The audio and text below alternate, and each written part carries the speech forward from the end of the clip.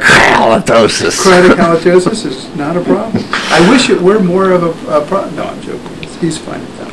Showing people greasy, messy hair, having, let's see, people seeing snot in my nose, and people seeing me buff snot off my nose.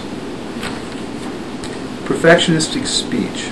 I obsess that I must never tell a lie. He is so much better at that. Like, for example, nowadays when he doesn't do his homework, he openly lies about it. Wow. And he doesn't feel too guilty anymore. I casually omit it. It's just, it would be more accurate to say. And he thinks he's fooling me, but I could always tell when Sean hasn't done his homework. Yeah, he's just which regular. is usually about 50% of the time. Although he does it 6 months later. Not standing at anyone. Well, staring at anyone. That was a bad one.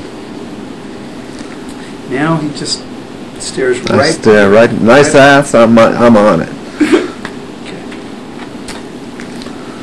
Oh, now we've gone for about 25 minutes. Should we? Let me keep. Well, let's switch places, and I'll keep reading. And You're not going to get any saliva or snot No. or fecal material on my chair, are you? No. Thanks. and what's so amazing about this?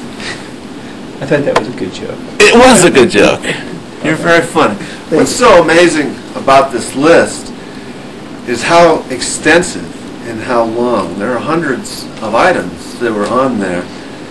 And I am not completely cured of all these items, but I think Marty would concur. That Although he would have been had he been doing his homework assignments as prescribed.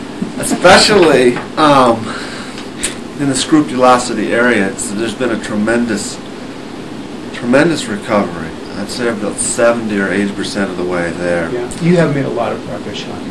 So sneezing on anything or anything that people might touch. I do not cover my mouth when I sneeze for fear of contaminating my hands.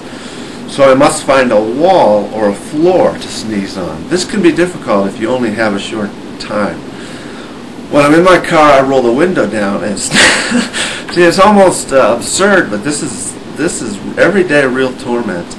I roll my window down and sneeze out the window. Driving perfection, I fear getting too close to someone on the road.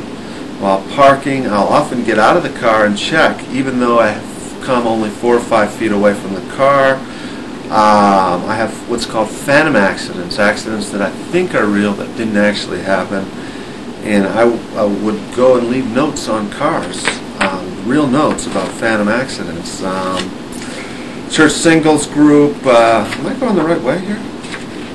Yeah, I guess so. I go to change point at church singles group on Sunday night, and in this social situation, compulsions really kick in, staring at people too long. Phantom sins. Now, this can cover a variety of areas, but the biggest, perhaps, is getting someone sick through contamination. I don't fear getting sick from my nieces, but I fear picking up contaminants from them and then getting someone else sick through spreading the contaminants. This also includes, in the phantom sin category, never showing anger for any reason. There's no such thing as righteous indignation. So if you show any anger, you have to subsequently go out and apologize. Alcohol, I didn't drink for years.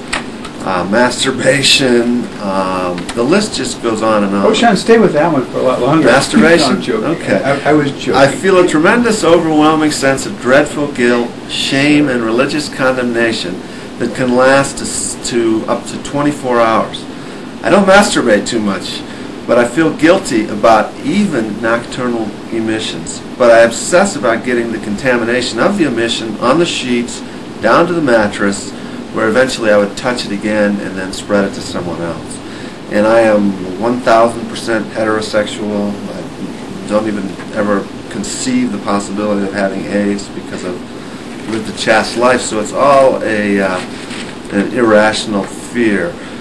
Scary movies. I have to pick movies extremely carefully, or I'll have to walk out in the middle of the movie for a panic attack. Ticking clocks or noises like music while someone else is in the car. Sitting on the aisleway for fear of claustrophobic panic attack. When I go to events in public, I must sit on the aisle towards the exit. On planes, I always sit on the aisle. Church, movies, social events. I don't think I've sat anywhere but on the aisle for 10 years. General self-consciousness. I tend to get phobic at social events, parties, concerts, theaters. Panic reaction might kick in. That would be embarrassing to leave the scene. And it goes on and on and on, basically filling up the whole notebook. But I guess the main reason why I wanted to share this is to show how far I've come in dealing with probably 80% of these issues. And a lot of that credit goes to Marty. Okay?